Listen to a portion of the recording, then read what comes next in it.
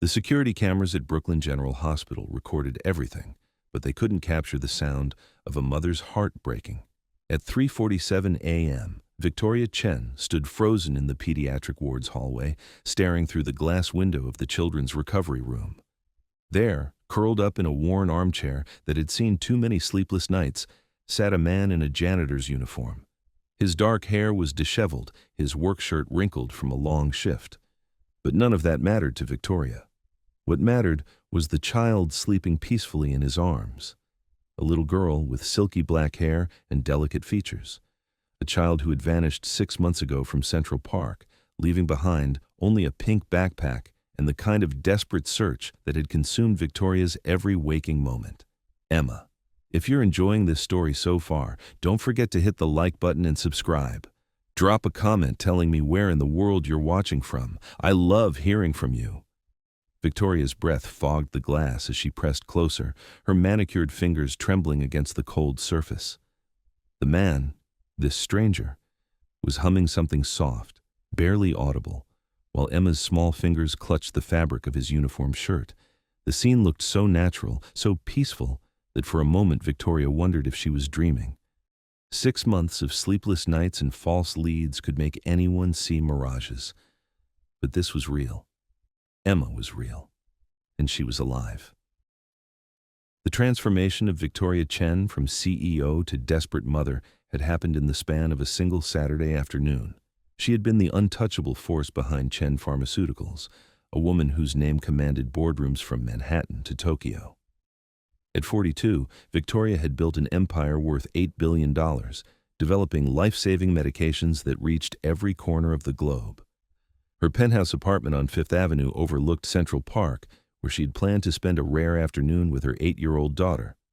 That day, October 14th, had started like a fairy tale. Emma had begged to feed the ducks at Bethesda Fountain, her eyes sparkling with the kind of joy that made Victoria remember why she worked so hard. For 2 hours, they had been just another mother and daughter enjoying the autumn sunshine. Victoria had even turned off her phone, ignoring the urgent emails that usually controlled her every moment. "Mommy, look, that duck likes me," Emma had giggled, tossing breadcrumbs into the water. Her laugh was pure music, the kind that could make the coldest business meeting feel warm. "He does like you, sweetheart," Victoria had replied, kneeling beside her daughter on the grass. "You have that effect on everyone."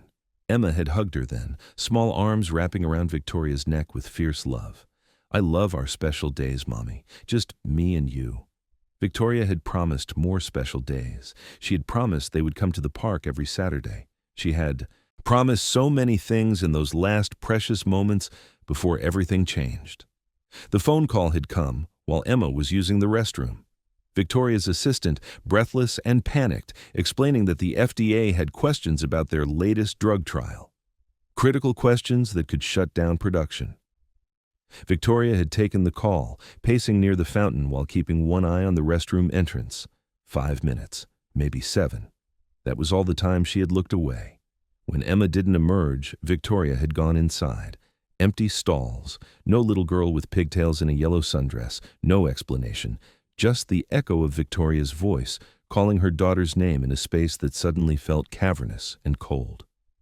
The next 6 months had blurred together in a haze of police reports, private investigators, and media attention that felt like torture. Victoria had offered a $5 million reward for information leading to Emma's safe return. She had appeared on every news program, her composed business facade cracking just enough to show the terrified mother beneath. She had hired the best security firms, the most expensive investigators, the most connected former FBI agents.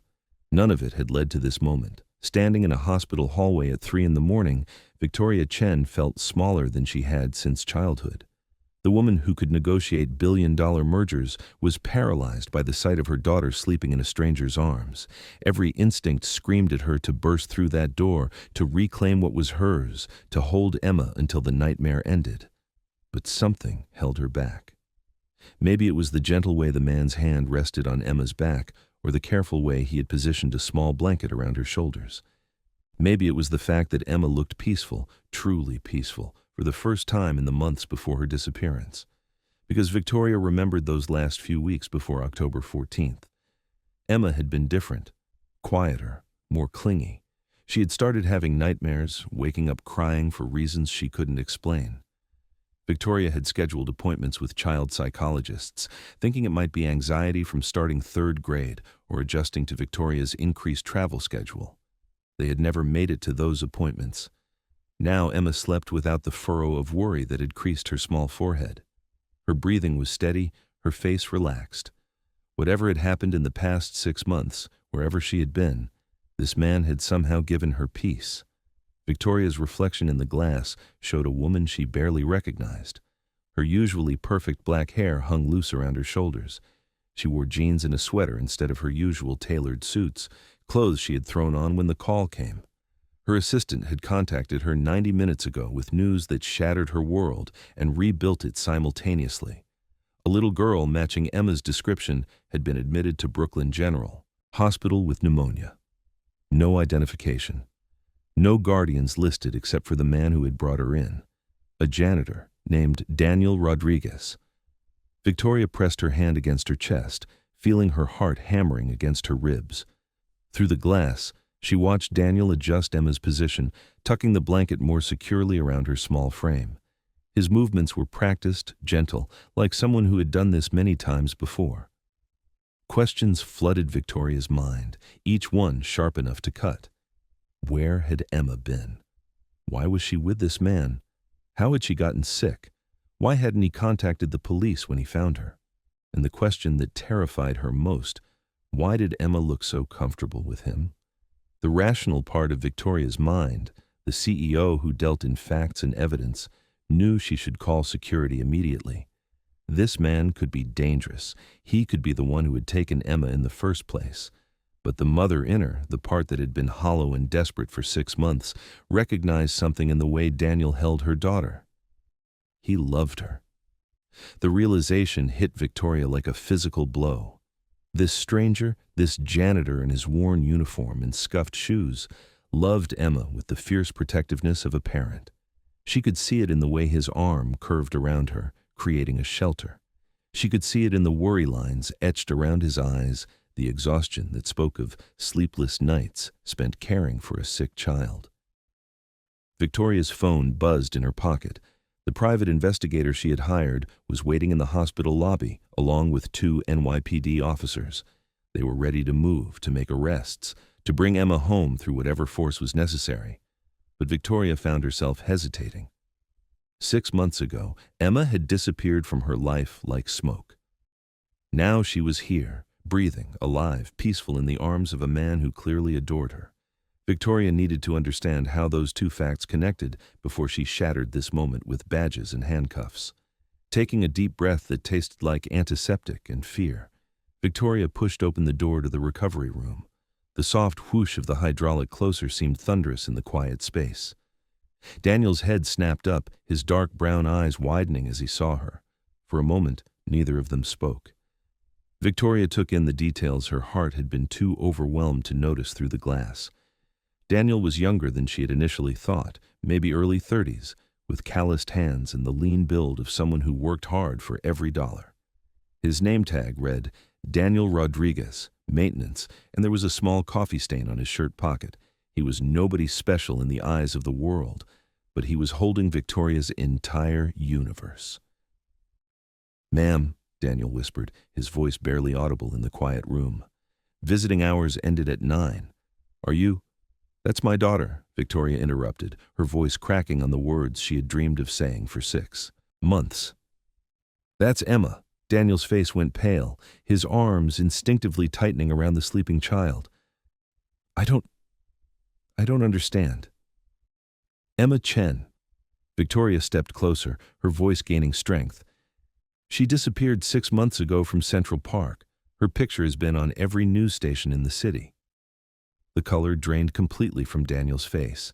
His hands shook as he looked down at Emma, then back at Victoria. "No," he whispered. "No, that's not. Her name is Sophia Martinez. She's my—" He stopped, swallowing hard. "She's your what?" Victoria asked, though her voice was gentler now. Up close, she could see the exhaustion in Daniel's face, the worry that had carved premature lines around his young eyes. Daniel was quiet for a long moment, his gaze fixed on Emma's sleeping face. When he finally spoke, his voice was thick with emotion. "She's the little girl who showed up at my door 4 months ago, sick and scared and speaking only Spanish. She couldn't remember her last name, couldn't tell me where she came from. I've been taking care of her ever since." Victoria's knees nearly gave out. She gripped the back of a nearby chair, her mind reeling. 4 months ago. "August 15th, Daniel said quietly. It was raining. She was soaked through, running a fever, terrified of everything. I found her hiding in the alley behind my building."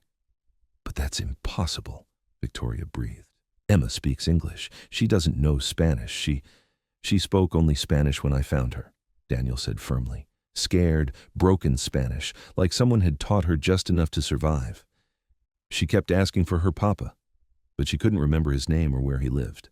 Victoria stared at Emma's peaceful face, trying to reconcile the daughter she knew with the child Daniel described. Emma had taken Spanish classes at her private school, but she had never been fluent, and she had never called Victoria anything but mommy. "I tried to find her family," Daniel continued, his voice defensive now. "I took her to the police, but she couldn't give them any information. No last name, no address, nothing. The social worker said she was probably the child of undocumented immigrants who got scared and ran when she went missing. They were going to put her in the system." Victoria's heart clenched. She could imagine 8-year-old Emma, lost and frightened, unable to communicate with the authorities who could have brought her home. "So you took her instead," Victoria said. It wasn't quite a question. Daniel's jaw set stubbornly. "I wasn't going to let her disappear into foster care. She was so scared and she seemed to trust me.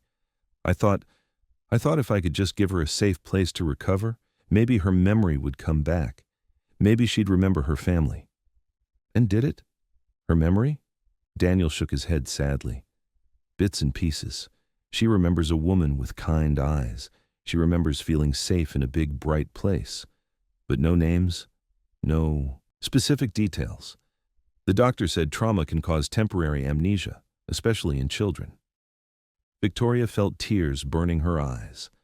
Emma had been lost for 2 months before Daniel found her.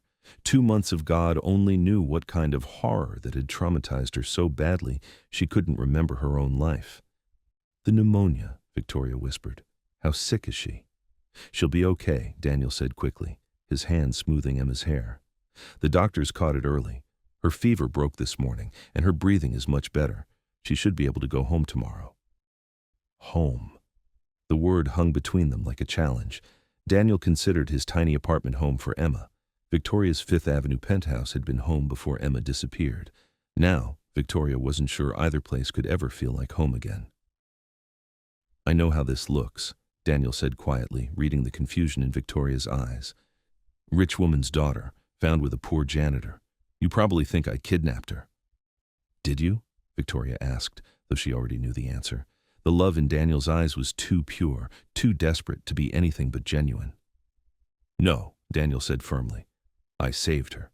From whatever happened to her in those 2 months before I found her, from a system that would have treated her like a case number, from being alone and afraid." Victoria believed him. Every maternal instinct she possessed recognized the truth in his voice, saw it in the careful way he held Emma.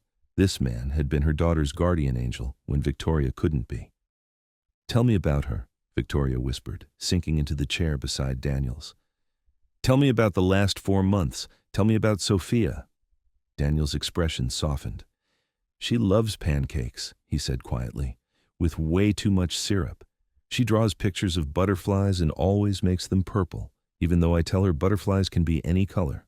She has nightmares sometimes, but she sleeps better when I read to her." Each word was a gift and a wound. Victoria was learning about her daughter through a stranger's eyes, discovering 4 months of Emma's life that belonged to someone else. "She's incredibly smart," Daniel continued, his voice full of pride. "She figured out how to fix my broken radio by watching YouTube videos. She taught herself to make scrambled eggs because she wanted to make me breakfast for my birthday." "When is your birthday?" Victoria asked. "November 3rd. She made me a card with butterflies on it, purple ones." Daniel smiled at the memory, then his face grew serious. "I know you have every right to hate me. I know you think I should have tried harder to find her real family, but I love her. I've loved her since the day she showed up in my life like a miracle I didn't deserve."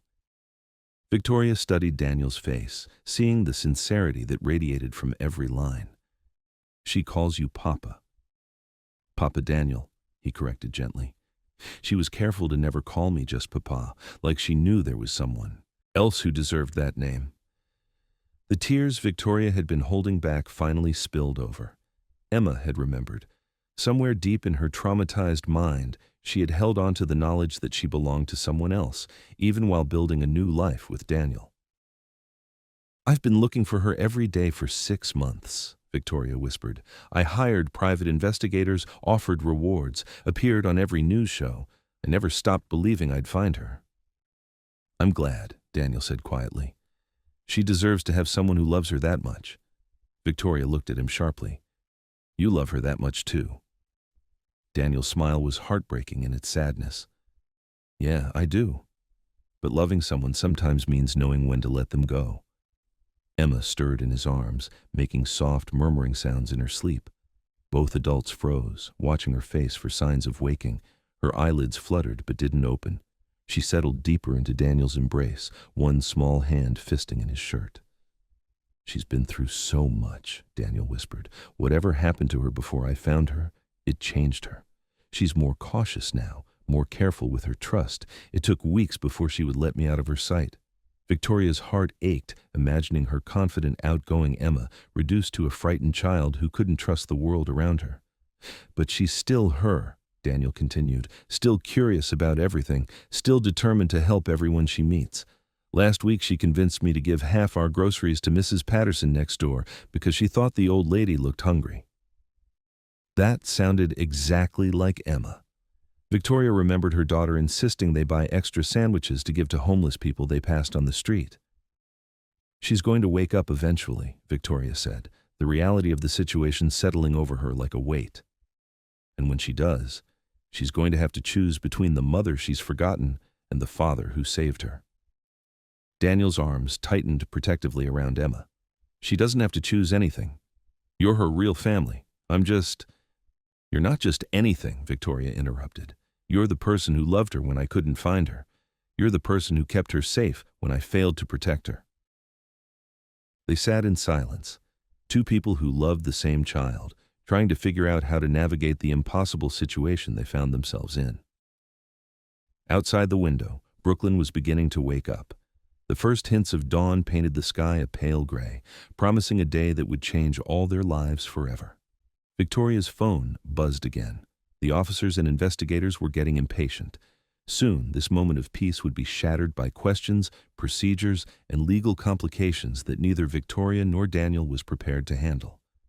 But for now, they sat together in the quiet hospital room, watching Emma sleep, both of them trying to memorize a moment that felt too fragile to last.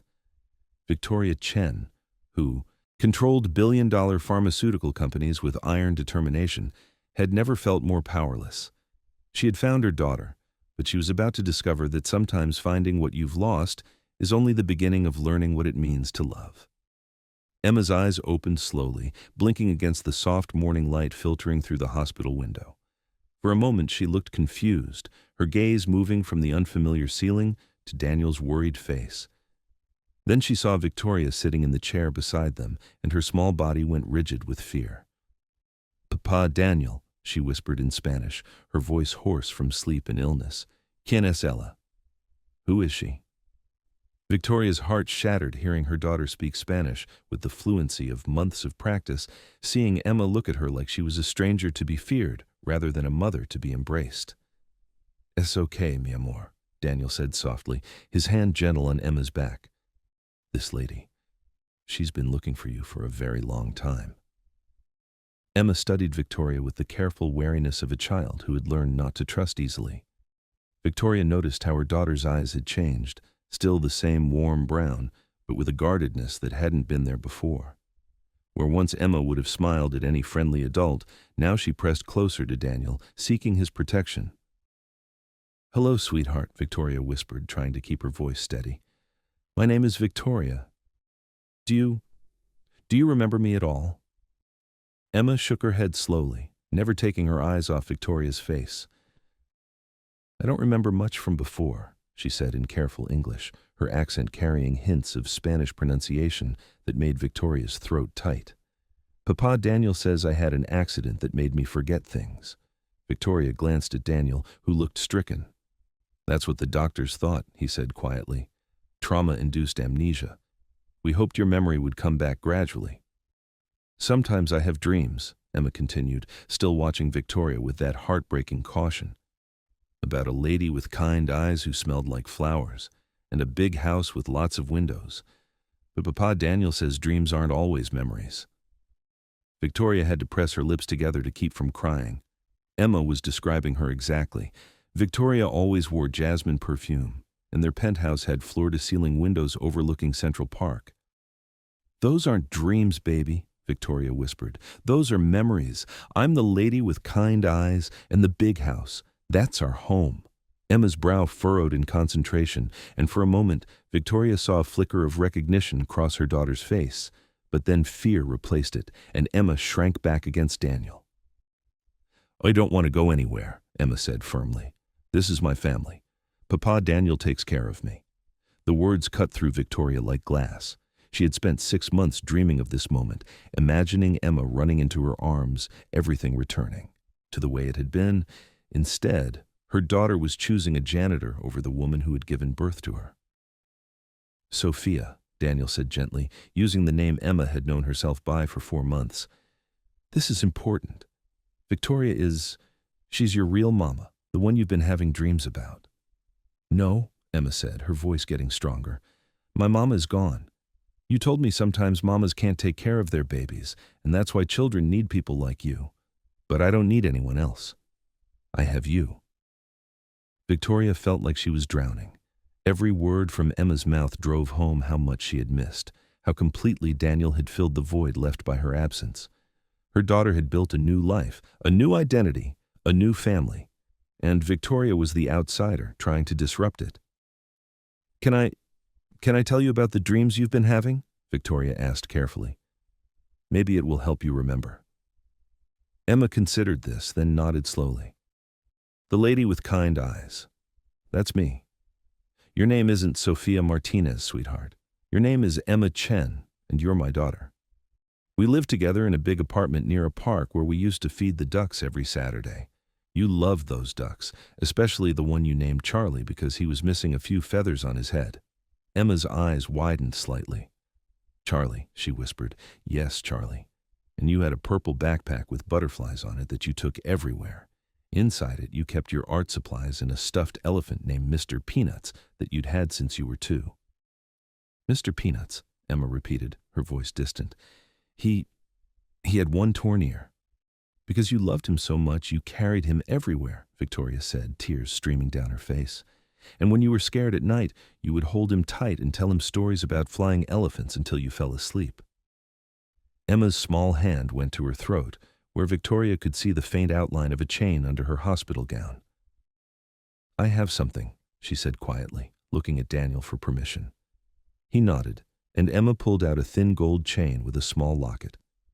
Victoria gasped. It was the necklace she had given Emma for her 8th birthday, just 2 months before the disappearance. Papa Daniel cleaned it for me when he found me, Emma said.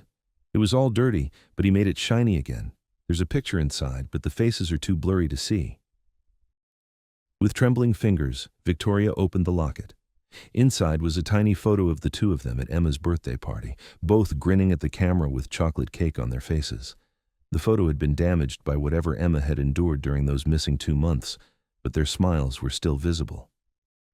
That's us, Victoria whispered. That's my baby and me. Emma stared at the photo for a long moment, then looked up at Victoria's face, comparing it to the blurry image. Slowly, recognition began to dawn in her eyes. Mommy, she breathed in Spanish, the word slipping out like a prayer. Then, in English. Mommy? Yes, baby, it's Mommy. I've been looking for you every single day since you disappeared. Emma's face crumpled and she began to cry. Not the careful, controlled tears of a child who had learned to be strong, but the broken sobs of a little girl who had been lost for too long. Victoria's instinct was to reach for her, but she forced herself to wait. Emma needed to make the choice to come to her. "I remember," Emma sobbed. "I remember feeding the ducks. I remember our Saturday mornings. I remember you reading me stories and singing the butterfly song." "The butterfly song," Victoria whispered, her voice breaking. She began to sing softly, "Flutter by, butterfly, dancing in the sun. Flutter by, butterfly, till the day is done." Emma joined in on the second verse, her voice small but sure. "Purple wings and golden dreams flying high and free. Flutter by, butterfly, come back home to me." It was a song Victoria had made up when Emma was 3, something silly to calm her daughter's fears during thunderstorms. That Emma remembered it, even through months of trauma and amnesia, felt like a miracle. "I tried to come home," Emma whispered, "but I got lost. And then there were bad people and I was so scared, and I couldn't remember your name or where we lived. I could only remember Spanish words, the ones Maria taught me." "Who is Maria?" Victoria asked gently. Emma's face darkened. "One of the bad people took me to a house with lots of kids. Maria was another kid there. She taught me Spanish words so the bad people wouldn't hurt me as much. She said if I forgot English, maybe they'd think I belonged there." Victoria felt sick. Her daughter had been trafficked, forced to hide her identity to survive. The implications made her want to scream, to demand justice, to tear apart the world until every person who had hurt Emma paid for their crimes. But Emma was still talking, still processing memories that were flooding back. "When I got away, I was so confused. I kept mixing up the languages, kept forgetting which words went with which memories. And I was sick, really sick. That's when Papa Daniel found me." She turned to look at Daniel, who had been sitting quietly, letting the reunion unfold. "You saved me," she said simply. "When I couldn't remember my real name, you gave me a new one. When I couldn't remember my real family, you became my family." Daniel's eyes filled with tears. "You saved me too, mija. My life was pretty empty before you came along." Victoria looked at this man who had loved her daughter when she couldn't, who had given Emma safety and stability when her world had been shattered. "Tell me about that night," she said quietly. "Tell me about finding her." Daniel glanced at Emma, who nodded for him to continue. "I worked the night shift at 3 different buildings," he began. "Maintenance, cleaning, whatever needs doing. I was taking out trash at about 2 a.m. when I heard crying. At first I thought it was a cat, but then I realized it was a child." He paused, his hand finding Emma's and holding it gently. She was hiding behind a dumpster, soaked through from the rain, burning up with fever. Her clothes were too big, like they belonged to someone else. She was so scared she tried to run when she saw me, but she was too weak. "What did you do?" Victoria asked. "I sat down on the ground, made myself smaller, less threatening. I offered her my jacket. When she realized I spoke Spanish, she started crying harder. She kept saying, 'No puedo recordar, no puedo recordar.' I can't remember." Victoria tried to imagine her confident, articulate daughter reduced to those desperate words. "I couldn't just call the police," Daniel continued. "She was terrified of everyone in uniform. Every time a siren went by, she'd start shaking. So I took her to my apartment, got her dry clothes, tried to get some food in her. She slept for 18 hours straight." "You could have gotten in serious trouble," Victoria said, "taking in a child without going through proper channels." Daniel's jaw set stubbornly. "Yeah, well, proper channels don't always work for kids who fall through the cracks. I've been in the system myself. I know how easy it is to lose track of one scared little girl." Victoria filed that information away. Daniel had experience with foster care, which explained his reluctance to involve authorities. "The next day, I took her to Brooklyn General," Daniel continued, "had her checked out, made sure she wasn't seriously hurt. The doctors said she was malnourished and traumatized, but physically okay. That's when we tried to figure out who she was." "But she couldn't remember," Victoria said.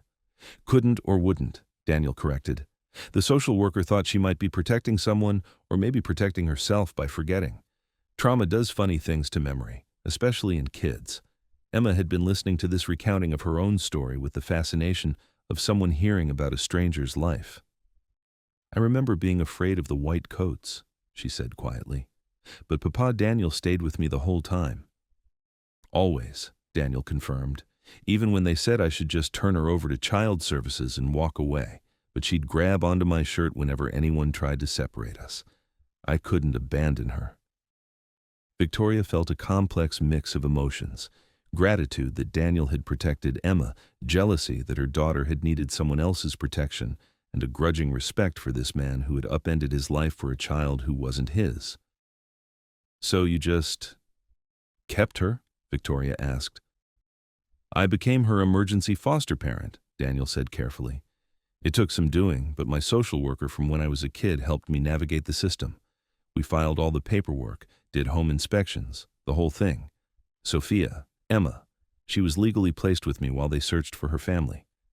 But they weren't searching for Emma Chen," Victoria realized. They were searching for Sophia Martinez, a girl who didn't exist.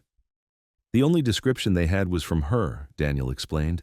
8-year-old Hispanic girl, speaks primarily Spanish, possible trauma-related amnesia. No one connected her to the missing daughter of a pharmaceutical company CEO. Victoria understood now why her private investigators had never found this lead. Emma had been hiding in plain sight, protected by a new identity that trauma had created and bureaucracy had made official. If you're hooked on this story, make sure to subscribe and turn on notifications so you never miss an upload. Your support means everything and helps me bring you more emotional stories like this one. "What's going to happen now?" Emma asked quietly. The question hung in the air like a challenge that none of them were prepared to answer. Victoria looked at her daughter. This brave, resilient child who had survived horrors Victoria couldn't imagine, who had built a new life from the ashes of trauma, who had found love and safety with a man who had every reason to walk away but chose to stay. "I don't know, baby," Victoria said honestly, "but I know I love you, and I can see that Daniel loves you too. And people who love you that much, they find a way to make things work." Emma considered this with the seriousness of someone who had learned not to trust easy promises. Can we go slow?" she asked. "I want to remember everything about being Emma Chen, but I don't want to stop being Sophia Martinez either. She's the part of me that survived." Victoria's heart broke and healed simultaneously. Her daughter was asking for time, for patience, for the space to bridge two identities that had both saved her life in different ways. "We can go as slow as you need," Victoria promised. "We have all the time in the world now." Daniel cleared his throat. "What about the legal stuff, the custody questions? I mean, I love her, but she belongs with her real family." "You are her real family," Victoria said firmly, surprising herself with the certainty in her voice. "Maybe not by blood, but by choice, by love, by showing up when it mattered. That makes you family." Emma looked between the two adults who had become the center of her world, and for the first time since waking up, she smiled. A real smile, bright and hopeful. "So we're all going to figure this out together?" she asked. "Together," Victoria confirmed, reaching out to touch Emma's hand. When her daughter didn't pull away, when small fingers curled around hers with trust that felt like forgiveness, Victoria knew they had taken the first step toward healing. The road ahead would be complicated. There would be legal hurdles, therapy sessions, media attention, and the delicate work of blending two different worlds into one family. But sitting in that hospital room, watching Emma's eyes light up as she began to remember who she had been while honoring who she had become, Victoria felt something she hadn't experienced in 6 months. Hope.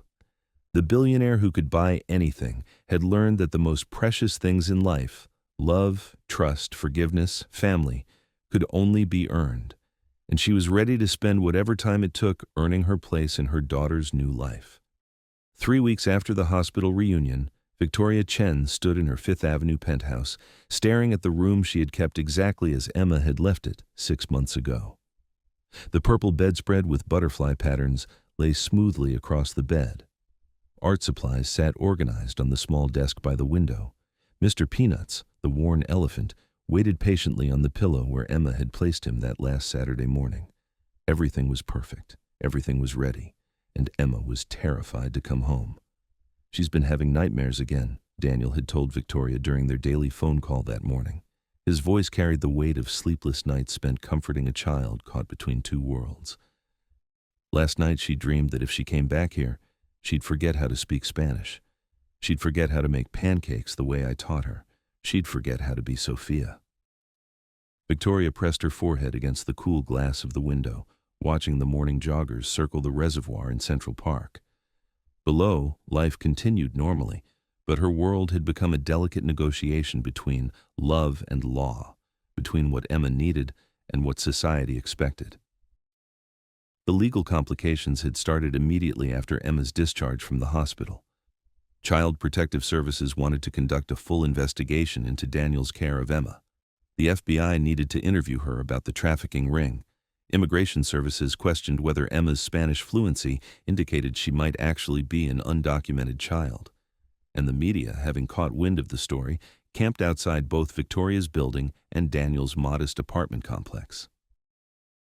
"Billionaire mother reclaims kidnapped daughter from janitor's custody," read the headlines that made Victoria's stomach turn. The stories painted Daniel as either a hero or a criminal, depending on which narrative sold more papers. None of them bothered to ask what Emma wanted. Victoria's phone rang, interrupting her thoughts. The caller ID showed Marcus Webb, her attorney and closest friend from law school. "The hearing is set for Friday morning," Marcus said without preamble. "Judge Rodriguez will review the custody arrangement and make a determination about Emma's placement." "Judge Rodriguez?" Victoria caught the irony. "Any relation to Daniel?" "None. But she has a reputation for putting children's best interests ahead of legal technicalities. That could work in our favor." "Or against it," Victoria murmured, "depending on what Emma says she wants." There was a pause. "Victoria, you need to prepare yourself for the possibility that Emma might ask to stay with Daniel. Legally, she's been his ward for 4 months. The state considers him her psychological parent." Victoria closed her eyes. "I know. Do you? Because if that happens, your only option would be to fight for visitation rights as the non-custodial parent to your own daughter." The words hit like physical blows. Victoria had built an empire by refusing to accept defeat, by finding ways around impossible obstacles. But Emma's choice was one battle Victoria couldn't win through money or influence. A knock at the door interrupted her spiraling thoughts. Victoria wasn't expecting anyone, but when she opened it, she found Daniel standing in the hallway, looking uncomfortable and out of place among the marble and mahogany of the building's upper floors. "Daniel, what are you doing here? Where's Emma?" "She's at school," he said quietly. "We need to talk, just us." Victoria led him to the living room, noticing how he took in the space with the careful observation of someone who cleaned similar places for a living. He didn't sit when she gestured to the expensive sofa, instead remaining standing near the window. "This is about the hearing on Friday," he said without preamble. "I assumed as much." Daniel turned to face her, and Victoria saw the exhaustion in his eyes, the weight of sleepless nights and impossible decisions. "I've been thinking about what's best for Emma," he continued. "Really thinking, not just reacting out of fear of losing her. And I need to ask you something, and I need you to be completely honest." Victoria nodded. "If you get custody back, what happens to me?"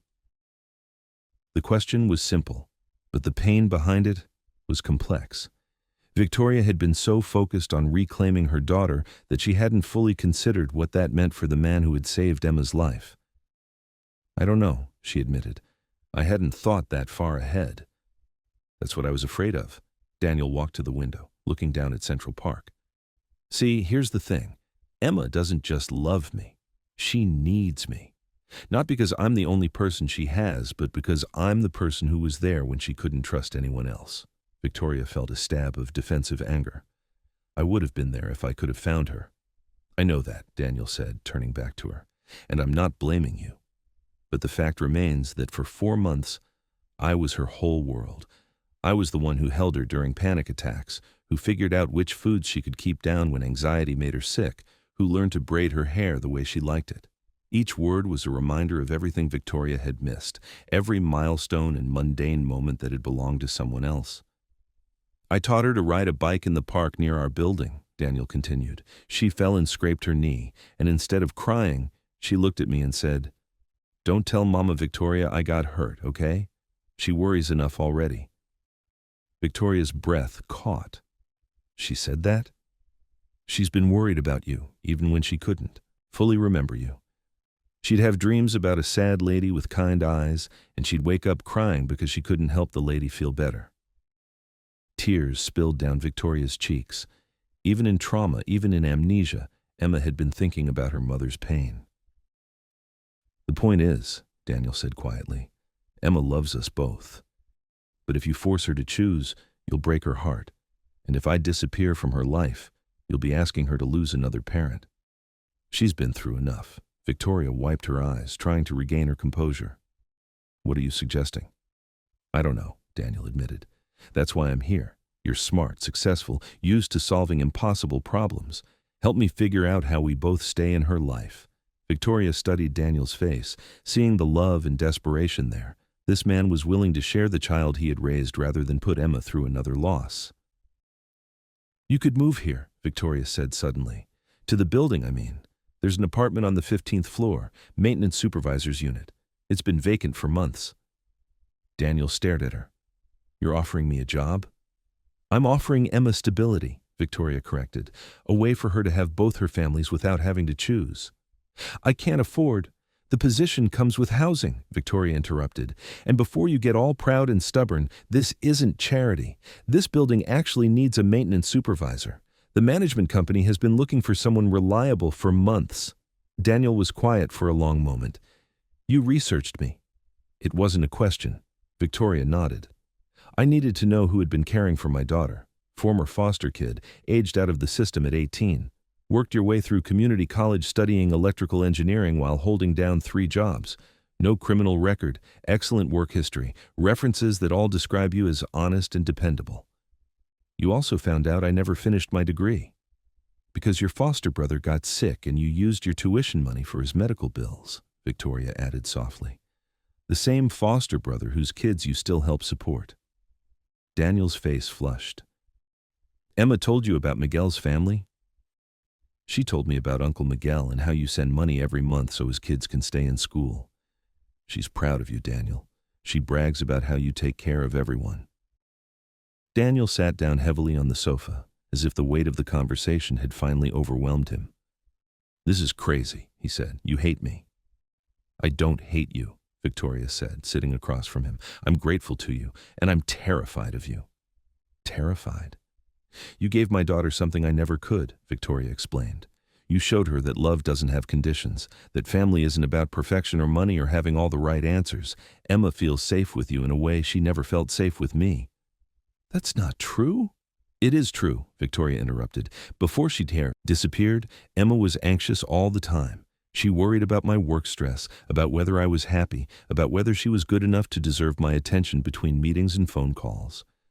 With you, she's just a kid. She's allowed to be imperfect." Daniel was quiet, absorbing this revelation. "But here's what you don't understand," Victoria continued. "Emma doesn't just need you. She needs me, too. Not the CEO version of me, but the mother I'm learning to be because of what you taught her about unconditional love." "So what are you saying?" "I'm saying we need each other," Victoria said simply. "Emma needs you to keep being her Papa Daniel, the person who makes her feel safe and valued, and she needs me to be her mama, the person who can give her opportunities and resources and the chance to remember who she was before the trauma." "And what do you need?" Daniel asked. Victoria considered the question. "I need to learn how to be the kind of mother you've been as a father. Present, patient, more concerned with Emma's happiness than with my own plans for her future." They sat in comfortable silence for a moment, both processing the magnitude of what they were discussing. "There's something else," Daniel said eventually. "Something Emma doesn't know yet, but she'll find out during the custody hearing." Victoria tensed. "What?" "My lawyer looked into the trafficking case, trying to understand what happened to Emma during those missing 2 months. The FBI has been tracking this particular ring for over a year. They move kids through a network of safe houses, using them for various purposes." Victoria felt sick, but she forced herself to listen. "The house where Emma was kept, they used the kids as domestic workers during the day, and—" Daniel's voice broke. "At night, they rented them out. Emma was there for almost 2 months before she managed to escape." The room spun around Victoria. Her 8-year-old daughter had been subjected to horrors that no child should ever experience. "The FBI says Emma was lucky," Daniel continued, his voice thick with emotion. "She was new, young, hadn't been fully broken in yet. But Victoria, She remembers more than she's told us. The nightmares, the way she flinches from certain sounds, her fear of closed doors. She's going to need therapy for years. Victoria doubled over, grief and rage warring in her chest. Those animals, what happened to them? Some arrests have been made, but the legal process will be long, and Emma will have to testify eventually. Victoria straightened, her business instincts kicking in despite her emotional devastation. She'll have the best lawyers, the best therapists, whatever she needs. She'll have us, Daniel corrected gently. That's what she needs most. People who love her enough to put her healing ahead of our own egos. A sound from the hallway made them both freeze. The soft click of a key in the lock, followed by familiar voices. Emma, Victoria called, confused. School didn't end for another 2 hours. Mama Victoria? Emma's voice carried down the hallway. Papa Daniel? Why are you both here? Emma appeared in the doorway, still wearing her school backpack, her face flushed with worry. Behind her stood Dr. Sarah Chen, the child psychologist Victoria had been working with. I'm sorry to interrupt, Dr. Chen said. Emma had a panic attack at school when she realized you were both unreachable. The school called me when they couldn't get through to either of you. Emma ran to Daniel first, wrapping her arms around his waist with the desperate grip of someone who had learned that people could disappear without warning. Then she reached out for Victoria, pulling her into the embrace as well. I thought you were fighting about me, Emma said, her voice muffled against their shirts. I thought maybe you decided I was too much trouble and you were going to send me away. Victoria's heart shattered. Baby, no, we would never. Mrs. Patterson's granddaughter got sent away when her parents couldn't agree about custody, Emma continued, the words tumbling out in a rush. She said sometimes it's easier for grown-ups to just let the state take kids rather than fight about them. Daniel and Victoria exchanged a look over Emma's head, both recognizing the crisis that had been brewing beneath the surface.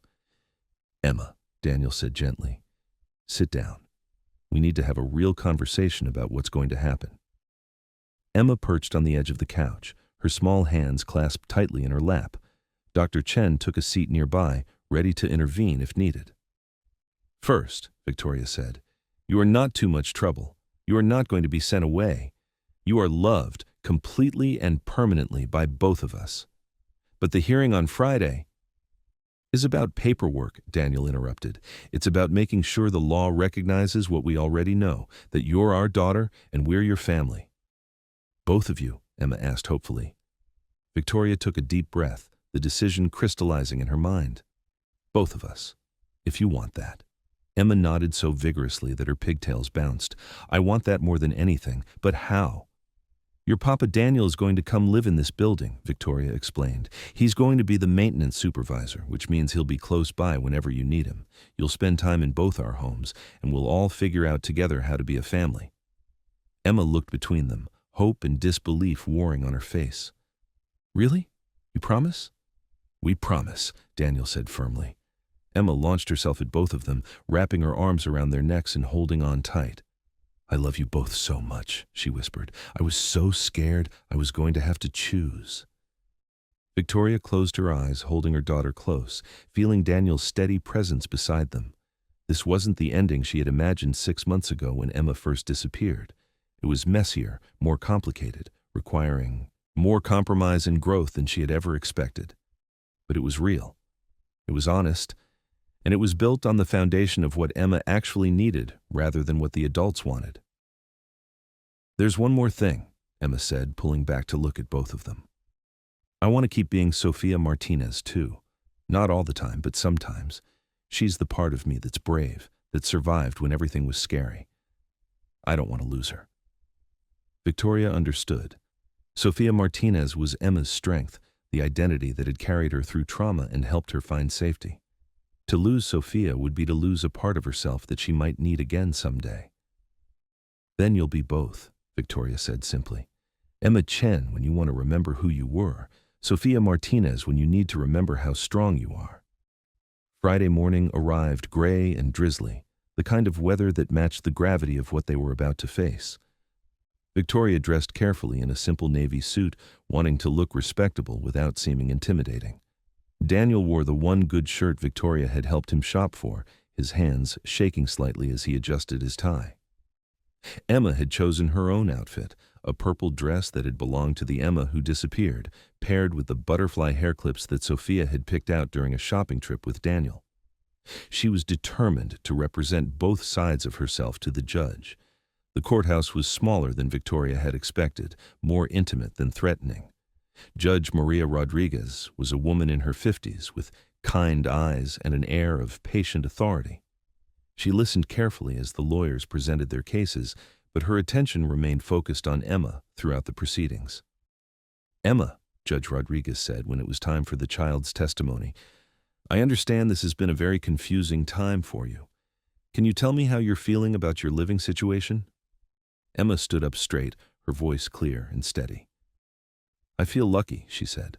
"I know that sounds weird because bad things happen to me. But I'm lucky because I have two parents who love me now instead of just one."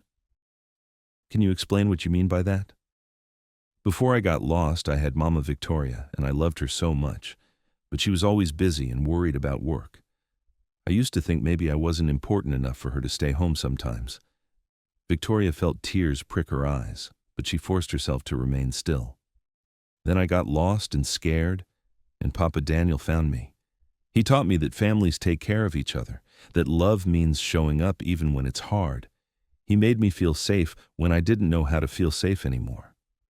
Emma paused, looking between Victoria and Daniel. "Now, Mama Victoria is learning how to show up too, and Papa Daniel is learning that he deserves to be part of a real family. We're all learning together." Judge Rodriguez nodded thoughtfully. "And what would you like your family to look like going forward?" "I want to live with both of them," Emma said firmly. "I want Papa Daniel to be close by so I can make him pancakes on Saturday mornings, and I want Mama Victoria to read me bedtime stories like she used to. I want us all to take care of each other." The judge was quiet for a long moment, reviewing the papers in front of her. "It's unusual," she finally said, "for a court to approve joint custody between a biological parent and a non-relative foster parent, but these are unusual circumstances." Victoria held her breath. "Emma, you've shown remarkable maturity and insight into your own needs, and both Mr. Rodriguez and Ms. Chen have demonstrated that they're capable of putting your well-being ahead of their own desires." Judge Rodriguez looked directly at Victoria.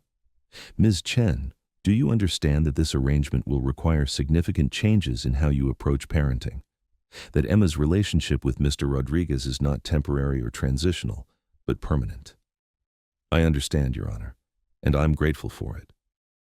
The judge turned to Daniel. "Mr. Rodriguez, do you understand that this arrangement comes with legal responsibilities and obligations that will tie you to this family for the foreseeable future?" "I understand, and I want that, Your Honor." "Very well." Judge Rodriguez signed several documents with decisive strokes of her pen. "Joint custody is granted. Emma Chen Martinez will maintain dual residence with both parents, with the understanding that both Mr. Rodriguez and Ms. Chen will work together to provide consistent, loving care." Emma's squeal of joy echoed through the courtroom. She hugged first Daniel, then Victoria, then Dr. Chen, then the court reporter who had been discreetly wiping away tears throughout the proceedings. Outside the courthouse, the three of them stood together in the drizzle, still processing what had just happened. "So what now?" Daniel asked. "Now we go home," Victoria said, "all of us, together." Emma slipped her hands into both of theirs, swinging between them as they walked toward the car. "Can we stop for ice cream?" she asked. "I think becoming a real family deserves ice cream." Victoria laughed, the sound lighter than it had been in months. "I think you're absolutely right." As they drove through the city toward their new life, Victoria caught Daniel's eyes in the rearview mirror. 6 months ago, she had been a woman who measured success in quarterly earnings and stock prices. She had thought love was something you provided through security and opportunity, not something you built through presence and patience. Daniel had taught her daughter that family was about showing up, about choosing each other day after day regardless of convenience or circumstance. Now, Victoria had the chance to learn those lessons herself, to become the kind of mother Emma deserved and the kind of partner Daniel had proven himself to be. It wasn't the ending Victoria had planned when she first discovered Emma missing. It was messier, more complicated, and infinitely more beautiful than anything she could have imagined. In the back seat, Emma hummed the butterfly song while she colored in a new sketchbook, her feet swinging contentedly. She was no longer the traumatized child hiding behind a false identity, but she wasn't exactly the carefree girl who had disappeared 6 months ago either. She was something new. Emma Chen Martinez, a daughter with 2 last names and 2 parents who had learned that the strongest families are often the ones built by choice rather than chance, by love rather than law, by the simple decision to keep showing up for each other no matter how complicated the world becomes. Victoria Chen, who had once believed that money could solve any problem, finally understood that the most precious things in life, trust, healing, unconditional love, could only be earned one day at a time, one moment at a time, one family dinner and bedtime story and pancake breakfast at a time. The billionaire had found her daughter. But in the process, she had discovered something even more valuable. She had found herself, and she had found home. Thank you so much for watching until the end. If you loved this story, check out the other videos on your screen now. I think you'll really enjoy them. And don't forget to subscribe if you haven't already. See you in the next story.